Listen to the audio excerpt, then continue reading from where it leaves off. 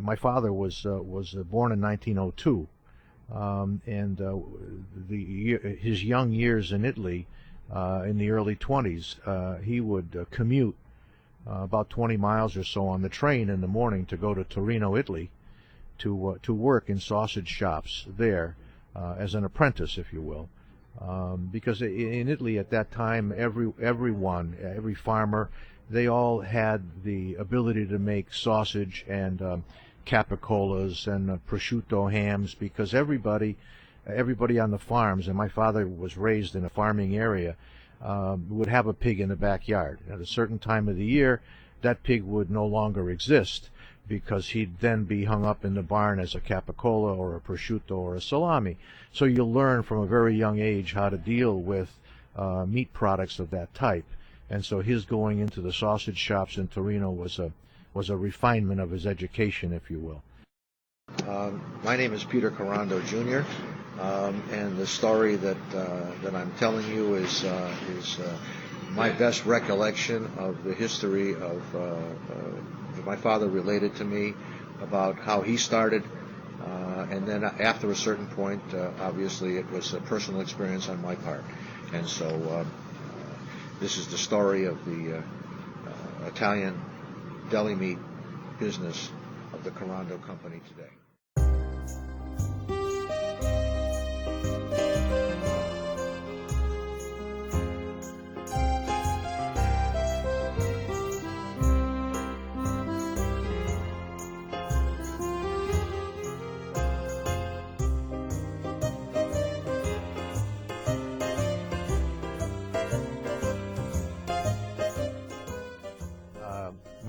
My father's father died at a very young age, and in doing so, he left the mother and 4 sisters and my father.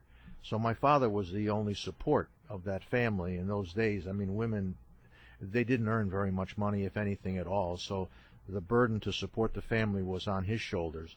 And in Italy in those years, it was very difficult to find a job, and certainly a paying job, not enough to support 6 people.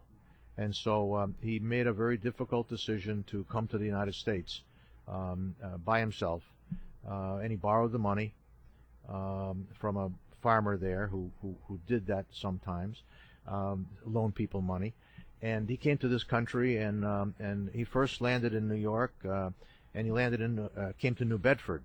He had a cousin in New Bedford, so he spent about 6 months or a year unloading lumber from steamers that came around the Cape at that time into New Bedford to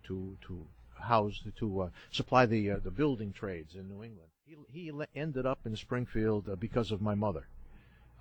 My father was at the time that he met my mother, he was part of an Italian road gang that was a road building company that had a contract to build roads in Vermont. And his job was to run the 10-wheel truck, a dump truck. At that time, they had the solid tires. I'm telling you all of this. I didn't live it, but I'm relating the stories that he relayed to me. And so they used to drive great distances. And at that time, there was only the Route 5. They didn't have the turnpike. So it took quite a few hours to get different places. And Springfield happened to have a couple of nice Italian clubs, like the Marconi Club and the Dante Club and the Italian Social Club. And these were all Italian fellows, and very few of them spoke any English at all. And so come a Saturday night, and they worked all week, they wanted to have a little social gathering, so he would drive the truck loaded with Italians down to Springfield, and they'd go to these Italian clubs and have a dance and whatever. So we met my mother at one of the dances. One thing led to another, and he decided that he would move to Springfield. And so they got married shortly thereafter. That was about 1933. And so he left that construction job and took a job here in Springfield with a company selling cheese and salami and different things that he had knowledge of from Italy. And he again began to reestablish a trade here in Springfield.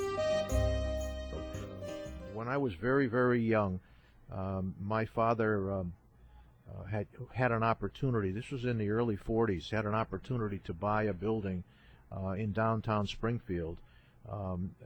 That it had been a 4-story apartment building that had a fire, and so he had a chance to buy that building at very favorable terms because the bank didn't want it on their books, and so he bought the building. This happens to be on Worthington Street in Springfield. He bought the building and cut off the top 2 floors that were badly burned, and converted it into a factory for his work, a small shop in the back, if you will. So he had a retail store in the front, and he had a sausage-making kitchen in the back, and people used to come to the store and buy fresh sausage that he would make that day. And so my first remembrance was helping put the hardwood floor on the 2nd floor of that building. And then I have remembrances of coming into the shop and helping them tie sausage, hand tie sausage on the bench there in those years, and wait on customers in the store in the front. So it was a kind of a family environment.